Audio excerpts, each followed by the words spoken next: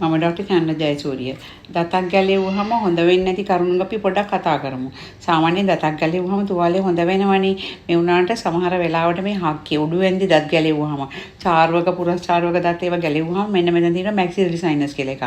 ඒකට යනවා මේ දත්වල මුල. දත්වල දන්නවනේ දත් මුල් දෙක තියෙන දත් තියෙනවා තුන තියෙන දත් තියෙනවා. එතකොට මේ ගලවනකොට මේ සම්පූර්ණයෙන්ම මේ දතේ මුලත් එක්ක ඔක්කොම ආවේ නැතුව මැක්සිලරි සයිනස් එකේ මේ බිතියට තුවාල වුණොත් ඒ අතරේ කමියුනිකේෂන් එක නැත්තම් මාර්ගයක් හැදෙනවා කටයි නහයයි අතර සම්බන්ධතාවයක්. මේකට කියන්නේ ඕරෝ ඇන්ට්‍රල් ෆිස්ටිබුලා කියලා. ඒක කොහොමද දැනගන්නේ? මුලදී නම් මේ දත ගලවලා තියදී නහයනොත් ලේ චුට්ටක් වගේ එන්න පුළුවන්. එතකොට මේ පස්සේ තුවාලේ ටිකක් සනීපුණාට පස්සේ මේ තුවාලේ ටිකක් චුට්ටක් වෙනස් වුණාම ගඳක් එන්න ගන්නවා නහයෙන් පුදුම විදිහට කටෙනුත් එනවා. ඇයි දන්නවද? නහයයි කටයි අතරේ කමියුනිකේෂන් කරාම මේ සයිනස් එක කුණු වෙනවා. කුණු වෙලා සැරව ගලන්න ගන්නවා. ගලවන්න කොහෙද ගියේ? මං කලුබෝවිල ජෙනරල් හොස්පිටලේ කලුබෝවිල හොස්පිටලෙන් ගැලෙව්වේ. ඔව්. ඊට පස්සේ ඒකේ ගැලෙවට පස්සේ කොහොරයක් රැඳුණා. ඇතුලේ කොහොරයක් වගේ තිබුණා. ඊට පස්සේ ඒක ගණන් ගත්තේ නැහැ. ඉතින් එහෙම තිබුණා. ඊට පස්සේ අර කෑම ගියාම ටික ටික ඒක මේ කෑම රැඳෙන්න ගත්තා. කෑම කණේවා මේ රැඳෙන්න ගත්තා. ඔව් කොහොරෙන් ඇතුළට යනවා. ඊට පස්සේ අර ගදක් වගේ එතනින් එන්න ගත්තා.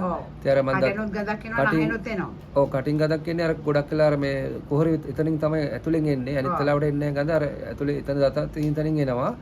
මේ අර නහයෙන් ගදක් එන්න ගත්තා. මේ කාලෙක ඉඳලා මේ අර උස්ම මේ පල්ලෙහාට ගන්නකොට ගඳක් එනවා. මොකද ඒ දතේ කුහරේ සනීප වෙලා නැහැ ඔයාගේ. දත ගලෝපේකේ කුහරේ ඉතුරු වෙලා. ඒතෙන් එතකොට මේ සයිනස් කුහරේ ඇතුළට විස බීජ ගිහිල්ලා තමයි එන්නේ. ඒතකොට කේට ග්‍රන්ථි දැන් මේ කේට ග්‍රන්ථි දෙකත් මේ ඉදිමිලා තියෙනවා.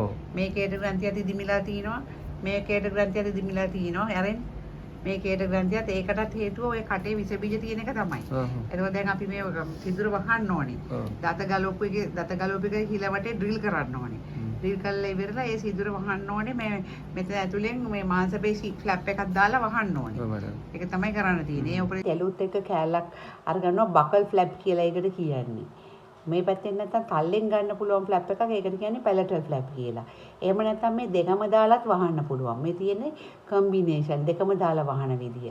එතකොට දැන් මේ සිදුර වටේ බෝන් එක ඩ්‍රිල් කරලා මේක වටේ ඒරියා එකක් හදන්න ඕනේ මේව අල්ලන විදිහට. එහෙම අල්ලලා ඊට පස්සේ මැහුන් දාන්න ඕනේ මේ ළඟ තියෙන මේ විදුරු මසට මැහුන් දානවා. මේක දැම්මත් මැහුන් දාන්න පුළුවන්. මේ පැත්තෙන් දැම්මත් මැහුන් දාන්න පුළුවන්.